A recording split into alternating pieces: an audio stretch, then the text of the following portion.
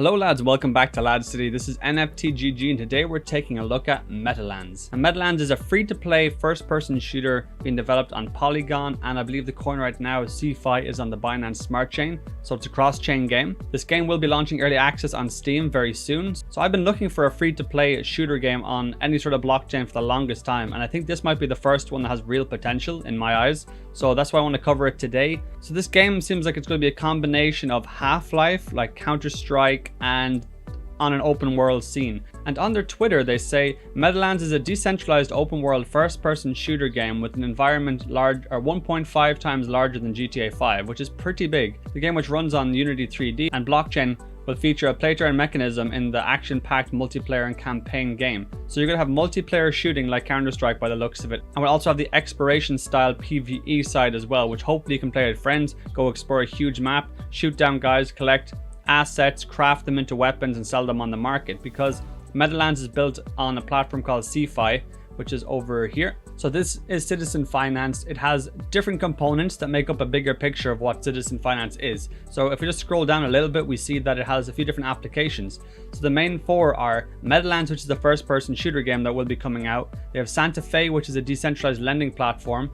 They have CIFI Power, which is create digital art, so you can become like an artist, sell your artwork just like OpenSea on their site, but it also ties into with assets from the game as well. So if you build assets or find something rare in the Metalands game, it seems like you can put it up for auction on the CIFI Power platform. Then they have Power X, which is bringing your collectibles to life using extended realities. I think with Power X you'll be able to actually see it in an augmented setting. So you'll be actually able to see, if you have a VR headset or you use your phone to look at the screen, you'll be able to see the asset floating in front of you in a 360-degree manner, which is pretty cool. But let's jump back to Metalands. So this is Meta City. I think this is what they are trying to show off with the PvE environment. So you go off and explore a massive city, and this is just some of the footage here.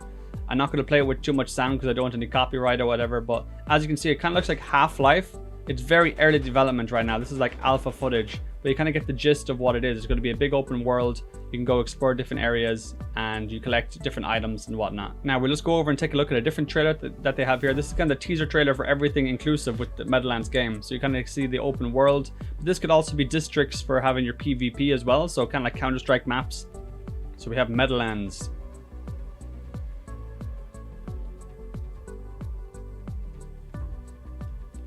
Now obviously this is extremely early footage. It'll probably be improved in the future.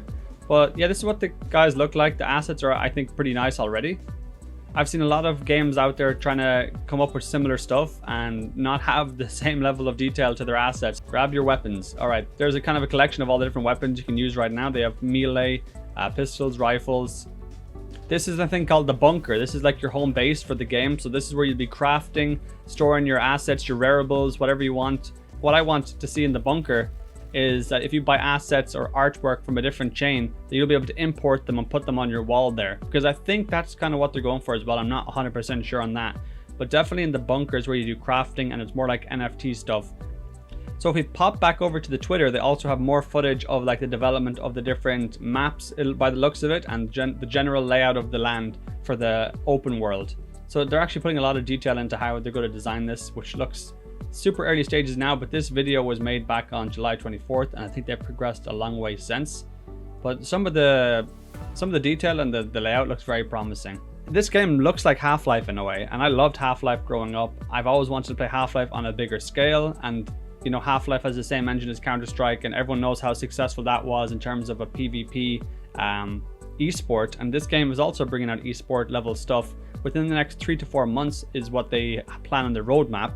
So if they deliver on that, that would be amazing. I really want an esports level game on the blockchain as soon as possible. Even if it's like not polished, I still want to be able to play. I would grind live streams of playing this type of stuff for hours a day, and I'd be happy to do it. So here's some of the concept art for some of like the bad guys, I think. So you, in the open world, you'd be killing like zombies and I think like marauder style guys. And this is some of the artwork that they have made so far for that. And it's looking pretty good. So this is actually what the land will look like. It's pretty big. So bear in mind, this map is 1.5 times bigger than the GTA 5 map. So if you do go off exploring with friends and stuff, you have a lot of stuff to go check out by the looks of it. Now, the only problem I can see with a map this big, they might run into the issue that No Man's Sky had when they first came out, which was huge open areas and planets to go explore, but nothing to do. So hopefully they bring a lot of different fun aspects to like go and checking out the desert or the mountains and stuff, that there's like quests or extra hard bosses to go find, and maybe there's even some super rare collectibles that first come first served. If you go find these NFTs in the wild, you get to put them on the market or keep them, hodl them, maybe even go stake them. They are a DeFi lending platform as well, so who knows, maybe the assets can actually translate to actual staking value. We don't know yet, but I'm just throwing out ideas. And here's some of the artwork for the guns in the game. Some of them you can tell are kind of man-made, or it's post-apocalyptic in some areas of the map by the looks of it. So you have stuff like this, or it looks very basic and like homemade guns and stuff like that. Obviously kind of nearly a joke here with the spring-loaded shotgun. And the beauty of this game is it's going to be completely free to play, and it's also play to earn. We don't get much of that in terms of like a first person level quality game. And this is also super early, so if you're watching this now, you're kind of getting in on the first step by the looks of it. If I was to make a video about every single detail with this game right now, the video would easily be 25 minutes to 30 minutes. They have a lot of extensive information on their white paper, so I'm going to leave the white paper link down below in the description if you want to go check that out.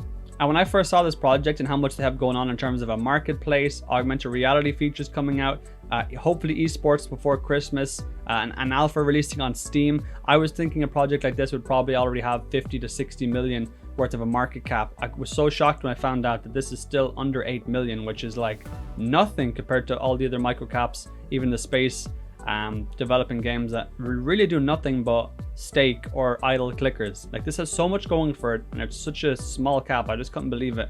And this is not financial advice. I'm not saying that this is going to be the next big thing. It could easily dip. There could be big issues on the release, and it could fall flat for the first couple of months. I'm not saying to go invest. I'm just saying I'm so shocked at how much they've been able to show and how low the market cap is right now for something that has so much potential.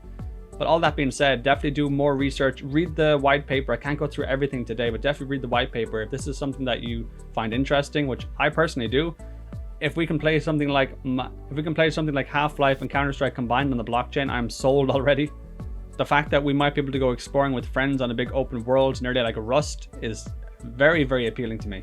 So that kind of sums up Metalands and Metacity and CIFI, which is citizen finance, because everything here is tied together. It's kind of an ecosystem that they're building. I'm really looking forward to playing this game. I'm going to be definitely looking out for the early access drops. Hopefully I'll get in touch with the developers and maybe even have an interview. If you guys really like the look of this, let me know down in the comments. Let's see if we can get someone from the team on LADZ City for an interview or something like that. I think that would be amazing. But that's it for me, guys. I really hope you enjoyed this video about Metalands and CIFI, and I'll see you guys in the next video.